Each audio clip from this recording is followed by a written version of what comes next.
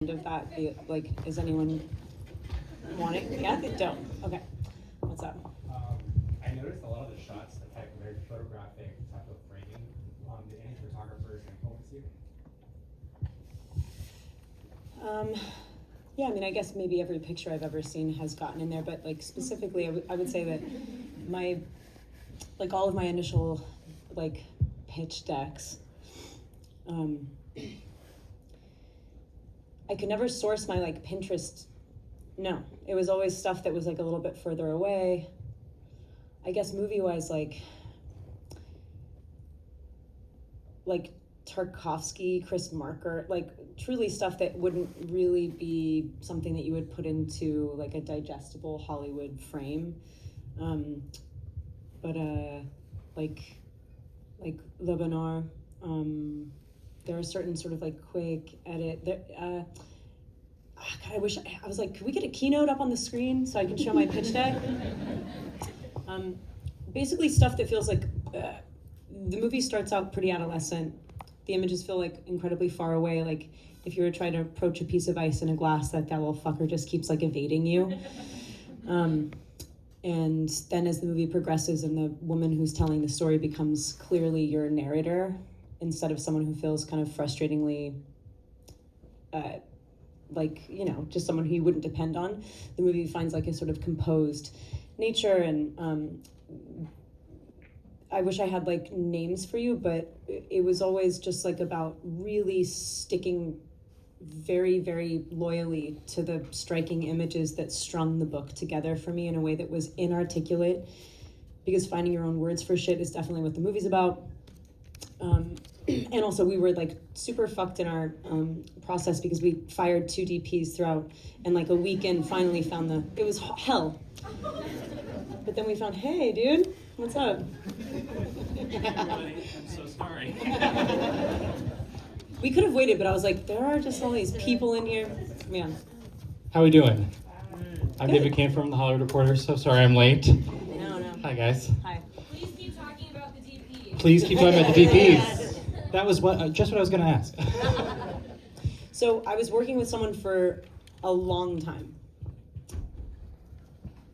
And when people, it's actually like very much like the relationships in the movie. It's so fully wrapped into being let down by someone, and then finding the right people to work with. It was great that this movie was sort of kicked off its hinges. Like all the plans that I had over many years of time was like, oh, don't try and fucking plan anything. You can rely on your instincts and your desires for sure. But in terms of having everything on lock, the answer was no. And so it was like one cunt.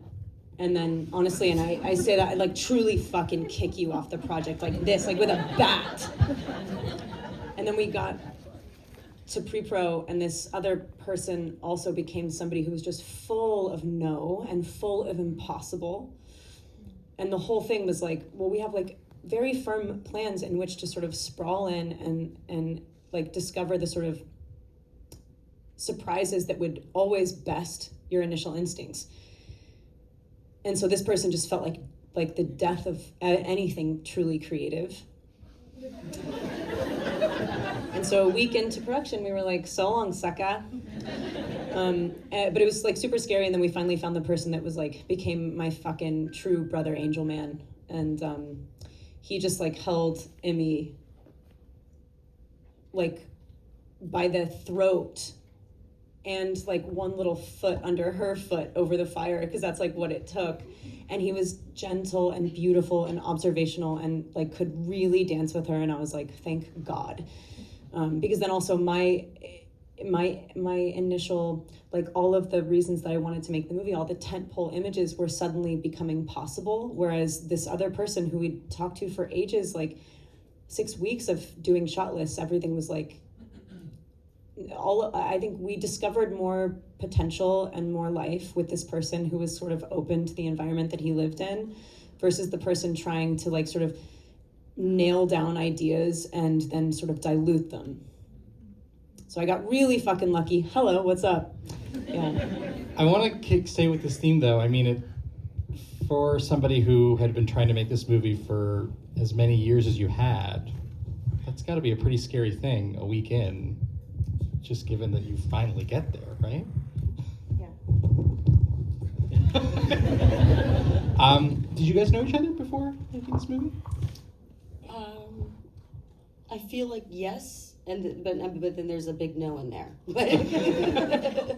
But yeah, we had met, prior to working together, but we didn't have like a lot of prep time in regards to this film. But I think that based on just having a certain number of shared common experiences, starting off young and hitting new phases of one's life in this industry, I think we have a great understanding of one another. I thought that would have translated to me having an instant in to her vision, like that Corey, the cinematographer, so obviously did on day one. And I'd love to say that I did too. I didn't actually really see it until I saw the final.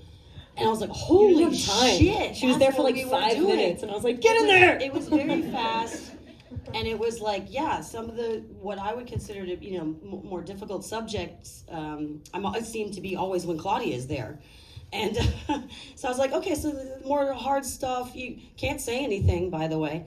But just go with it and dive in. And I kind of love that challenge. It really gets my juices flowing. So it was an incredible gift. And it does sound cheesy, but I feel like there are people that you just sort of own, like you have really developed relationships with, and I did have that with Thora, and so like it would have been very shocking to have been met with any type of blockade. Like I just went like the projected,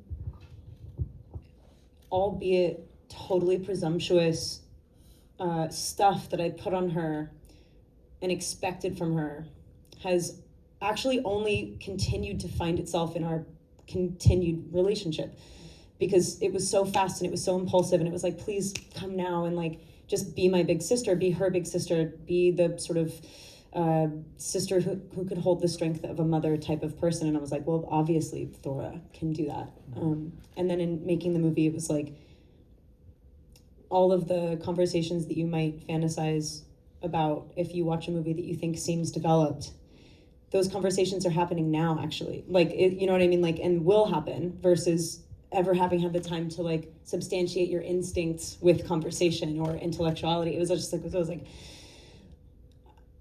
she just came on set and just made this like sturdy concrete face, like, I got you. And I was like, well, that's why the fuck you're here. I knew it. I knew you'd have that for Emmy. Yeah. I'm curious, going back, what you remember about talking to Lidia, the author of the memoir, when you first read the book and responded so strongly to it. Like, did you just say, like, I really want to make this a movie? It's obviously really personal, intense, sensitive material. So how was that back and forth?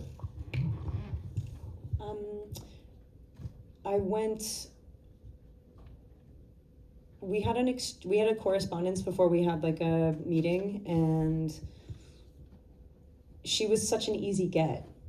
Like, I just came at her with such a genuine response to her book, and maybe she felt alone for a little while because it seemed easy, which is such a, in retrospect, it's like it didn't have to happen like that. Like, it seemed obvious to me at the time, but now I'm like, fuck, you really could have done this. Maybe not with anyone. Well, it wasn't like an easy movie to get made, so actually she could have done it with anyone. She could have like stuck with anyone. So yeah, like I told her all of the reasons,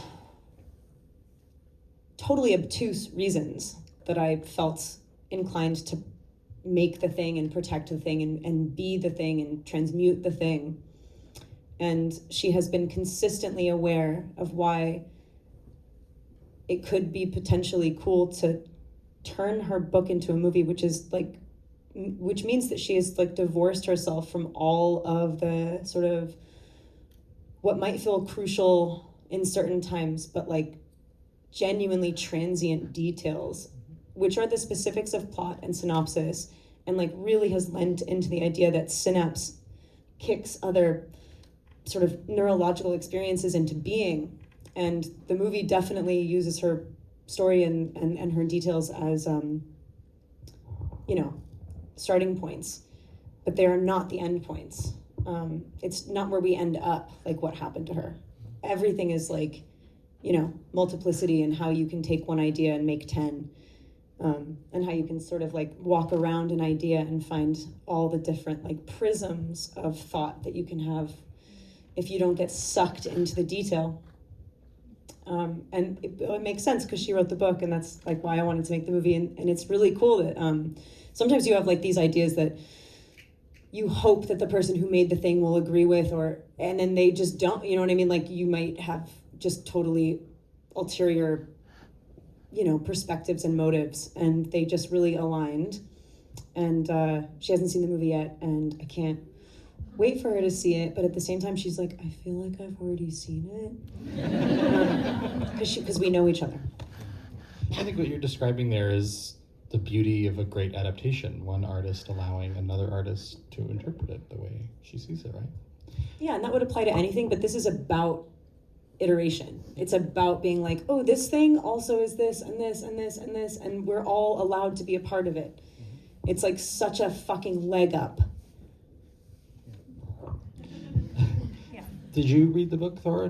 How did you sort of compare the two texts? So yeah, I read some of it, I listened to some of it, and that was after wrestling with myself about thinking, should I? I mean, my instinct was, of course, do your research, don't be ridiculous. But then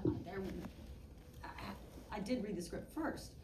And that led me to wonder, when it came to approaching Claudia specifically, if I needed all of Lidia. I don't know, Claudia doesn't know all of Lidia, so why would I?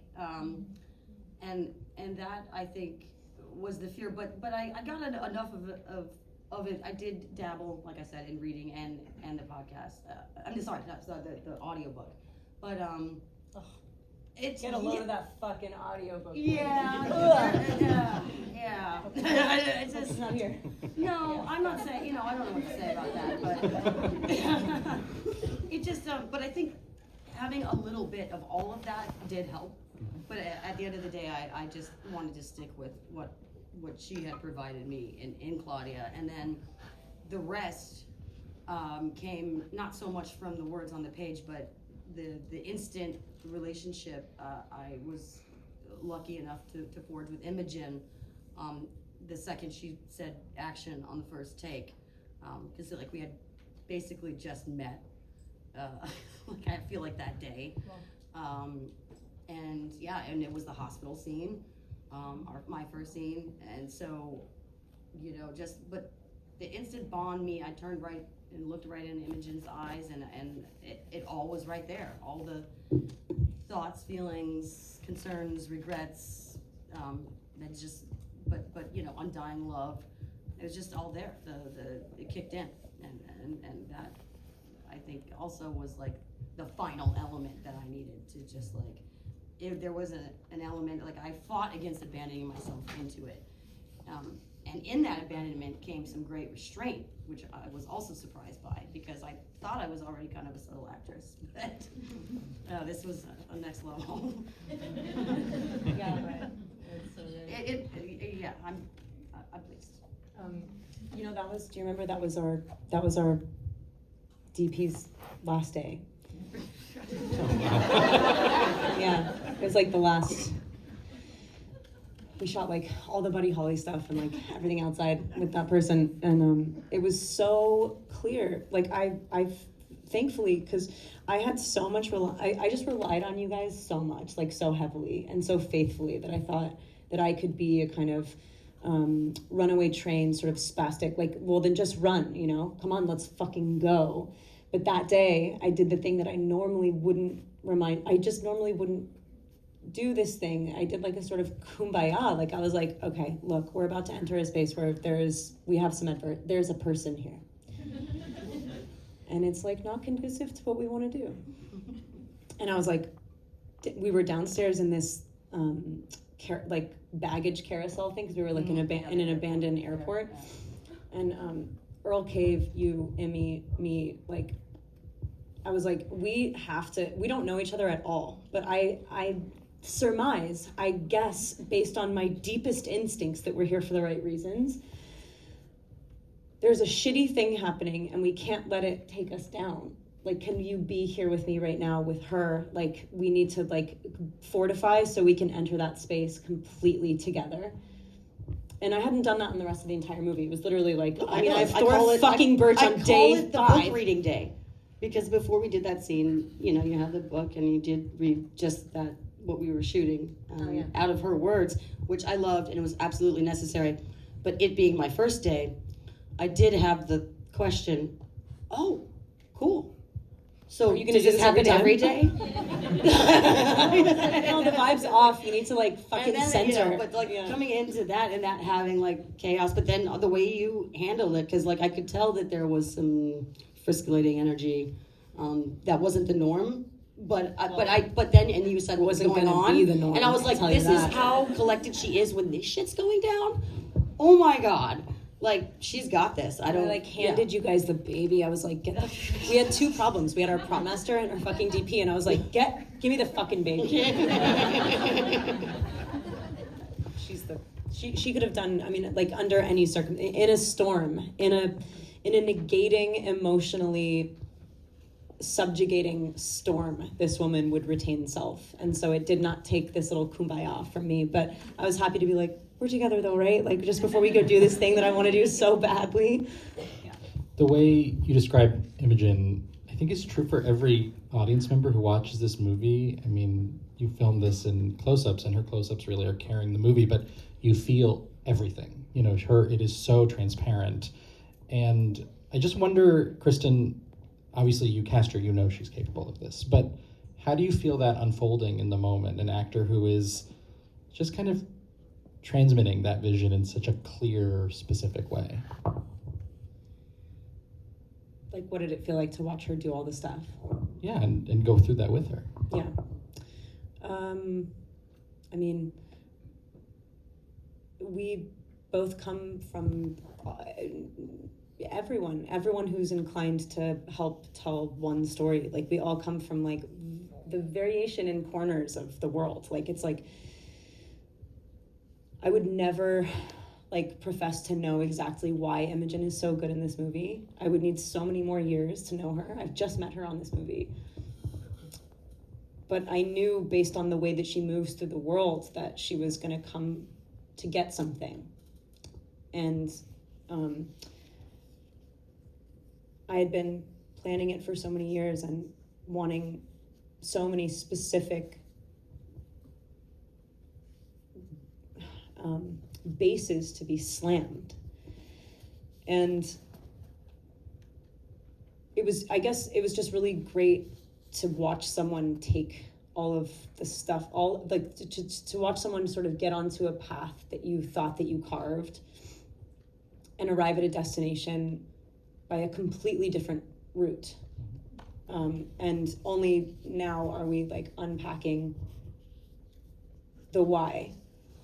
But I knew that she wasn't coming here to do something that was full of shit. And so I was like, I can't tell you how to do what you're going to do, even though I could have jumped on her. I could have could have forced her to sort of find my definition. And that would have been such a huge mistake. Like, yeah, so to watch her do this shit every day, and by the way, same, this extends to every person that was in this movie. Like, I'm asked constantly now, like, does it feel nice to be a director now? Do you think you're gonna be a director now? I'm like, no, it's the same exact thing that I've been doing for fucking ever. And it's this, like, understanding that the reasons that you're there are different, as in the specifics of those reasons, but the sort of, like, impulse is balanced. And so, like, those overlaps can be discovered, but they don't fucking matter because it's not about you. Yeah, so there were just days there I was like, asking Imogen to do the most just. Well, I'll just shut the fuck up. Yeah, I was just so impressed by her every day, like, and she had to just kill herself, you know, like she just had to like bend over backwards and touch her fucking heels every day, like, and yeah, same too. It was like, hi, nice to meet you. Fucking be the emotional backbone of the entire movie when none of us could hold it. Like she had an incredible capacity, which not a lot of actors do, but was to fully immerse while on set and in the moment, and then drop it, and in some sort of self-preservation, I need to sleep kind of thought process, I think. But to watch her know that she had to do that and do that every day and hold down the fort of every frame almost, and just to have us know and feel and smell her hair and the whole bit, she brings you in an incredible way. And then but she's not even there as much as you think she is, which is no, she's porous, but she's British. Yeah. She's like, yes, okay, done, bye. I'm like, okay, I love you, bye. Exactly what I would hope for from her. Thora, I want to go back to something you said about this movie really clicking when you saw it. What can you say just about what you saw in the movie? What really struck you? Just having it emerge and be alive in a cinematic form, instead of how I had been experiencing it, which is something a little bit more literary and personal. A little nebulous. And a little obscure. And so just feeling a little left off to feeling fucking the life, drift. Feeling the life of it, and what Kristen put of herself in it, the director's character emerged in how I, and not the character, but the vision, the director's guiding viewpoint was felt, and it was so distinctly her, but it wasn't in a self-indulgent way. It wasn't in a sort of like I could have played this part kind of way, which I think some people kind of especially actors who do try directing, I think sometimes they don't get that separation all the way. So feeling that, and then just her technical capacity, the knowing, the cognizance of being particular about sounds and how they hit the ear, and the respect for the auditorium that the film is meant to be seen and is most successful. And so that stamp on it, like one reviewer said, homegirl can direct, and I was like, well, that's it, that's everything. I'm sorry I left you a little bit in the dark, but it's like the filter. I was like so completely sure that this feeling that I had would end up sort of creating this like gob of gum under the seat that you'd be like, we should pull that the fuck out. Like I've seen you my whole fucking life make movies sticking gum under the seat. Like where you're like, yeah, I don't know, they're probably not gonna notice this fucking. I was like, I did. I fucking noticed you. I saw you. And I have the same thing with her, and like it's interesting when you make stuff that feels or that you aim to be hyper specific with, but that you have to have an unbelievable amount of faith in the people that are there in order to find specificity that doesn't feel pedantic.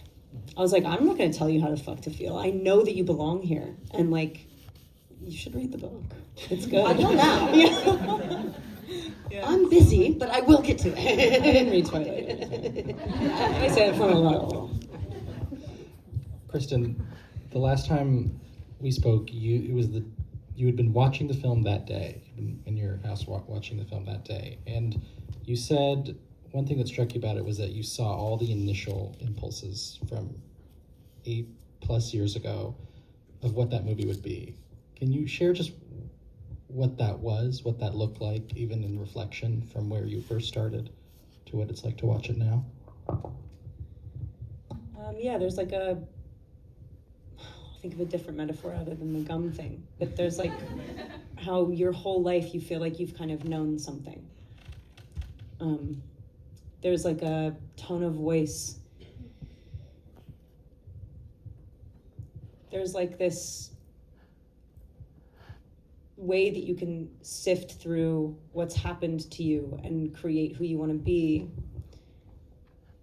And there are other women and people, not to be too exclusive, that show you that the sort of fingerprint snowflake aspect of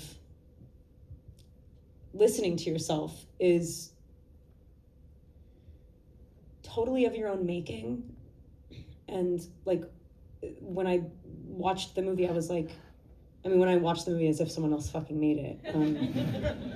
All of a sudden the movie stood up and had a name and a face, and it just became itself. And I was like thinking that I had destroyed this thing that I loved for a moment, because in order to really find a true truth, you have to break the one that came before you. And preceding that is a huge pressure, but you have to destroy the thing in order to find a new thing. And like, I was like, oh, the whole reason that you are here, the whole reason that you wanted to come here, you didn't fuck it up because you did let it die. And it took like a huge healthy ego to be like, okay, everyone can see this piece of shit movie that I did, but I really tried. And then I was like, no, girl, you just didn't see the thing, because I was so addicted to preordained bases, story points, images, that I thought you could just never best. And everyone who came to play and showed up, and like all of the 9-month period that it took to sort of to have those images ingratiate themselves to me, because I was like, no, prove yourself, especially like if you feel so completely responsible for the reasons that everything went down the way that they went down, it's easy to hate yourself and be insecure and then hate those images. And you need a fucking healthy dose of ego to be like, get over yourself. Look at what's in front of you. And so when that happened, I realized this is exactly what you wrote. There are a couple of pictures that were a little bit different. When I say different, I mean better, because they were more alive. And then other than that, I was like, the rhythm of it was just precisely what I've always wanted to hear so badly. And like, if I were to give like a percentage, it'd be like a good 45% of those images we just knocked out of the park. I just couldn't see it until we finished it, because you have to hate your baby until you, I don't know. I don't have one. Well, the baby is born. We're very glad. We're very glad the baby's here. We do have to wrap. Kristen, Thora, thank you